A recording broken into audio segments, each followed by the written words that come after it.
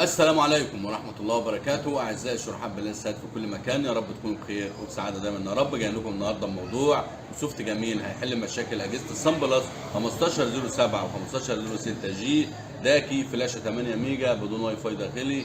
طبعا سوفت جميل هيحل لك مشاكل الجهاز. ما تطولش الفيديو وما تسرعش الفيديو عشان تقدر تجمع المعلومة كاملة، ويلا فاصل ونواصل.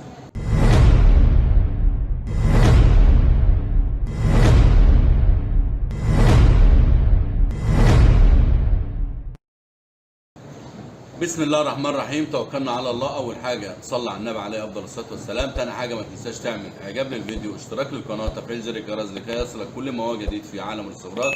ايه شفت النهارده يا عم بلال؟ شفت النهارده شفت جميل، شفت محترم. هتدي لي جهازك عن طريق اليو اس بي، وهيبقى الجهاز اللي معانا هنشتغل عليه النهارده الفورتك 3 ساعات بلس. طبعا جهاز 8 ميجا زي ما قلنا بدون واي فاي داخلي، سوفت مميز لكل المعالج الصن بلس 1507 جي و 1506 جي داكي مش ال ام.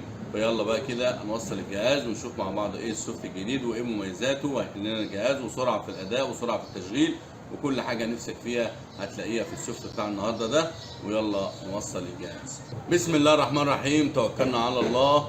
زي ما حضراتكم شايفين طبعا وصلنا الجهاز، واول حاجه دخلت على النسخه عشان خاطر حضرتك تشوف جهاز حضرتك. لو نفس الصوره اللي قدامك ديت يبقى هيقبل معاه التحويل، لو مش نفسه هتلاقي سوفتات كتير على القناه لكل المعالجات. زي ما حضراتكم شايفين طبعا ده 1507 جي 1506 جي داكي بدون واي فاي داخلي فلاشه 8 ميجا. هنخش بقى نديله السوفت الجميل اللي انا بقول لك عليه. زي ما حضراتكم شايفين هنضغط اوكي ونسمي الله.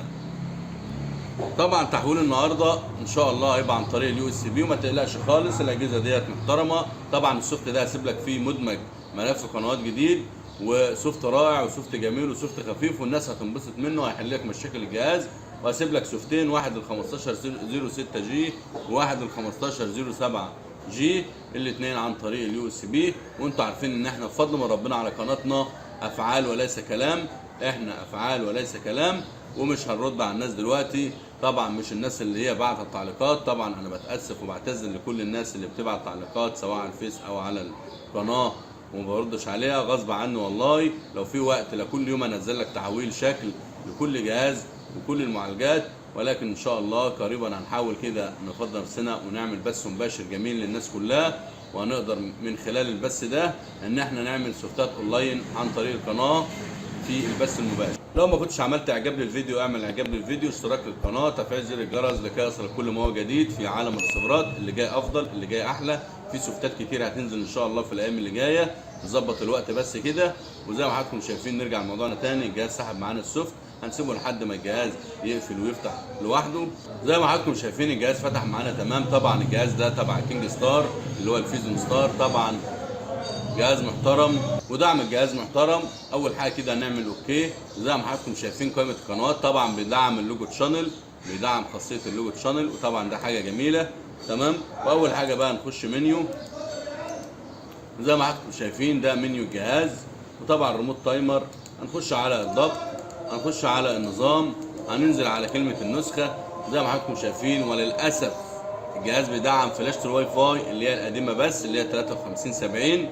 ولو دخلنا على عدات الايثرنت هنلاقي الجهاز بيدعم الواي فاي، بيدعم قطعة اللان وال3 جي. وطبعا ديت مش عقبة، يعني الناس كتير عندها الفلاشة القديمة للمعالجات ديت عشان كثر الأجهزة دي كانت قديمة. وطبعا عندنا لو قائمة إعداد الإكس كام ظاهرة عندك هتضرب من ريموت 1 5 1 2. زي ما حضراتكم شايفين اختفت، هنضرب 1 5 1 2. ولما نخش على اعداد الاكس كام طبعا زي ما حضرتك شايف الجهاز بيدعم الجي شير بلس والجو سات بلس. وطبعا جهاز محترم، جهاز سريع، وجهاز مميز هتنبسط منه. ولو دخلنا على الاي في ونزلنا تحت كده زي ما حضراتكم شايفين طبعا الجهاز منه راع وسريع في التشغيل وسريع في استقبال.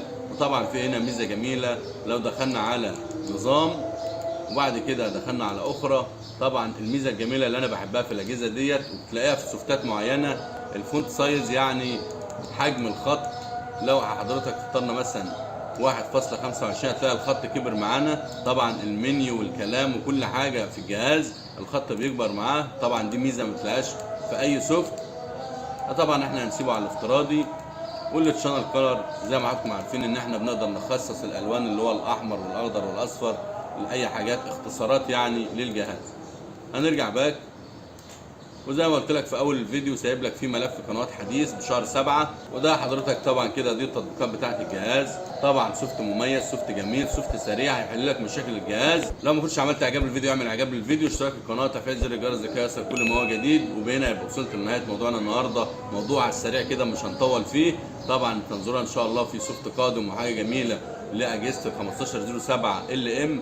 طبعا قدمنا النهارده 1507 جي، وفي ناس كنت واعدها لل 2507 ال. ان شاء الله ينزل قريب برده سوفت جميل هتنبسطوا منه، بس الاجهزه اللي هي بدون واي فاي داخلي. وانتظرونا ان شاء الله، ويا رب تكونوا استمتعتم بالشرح واستفدتم بالشرح ان شاء الله.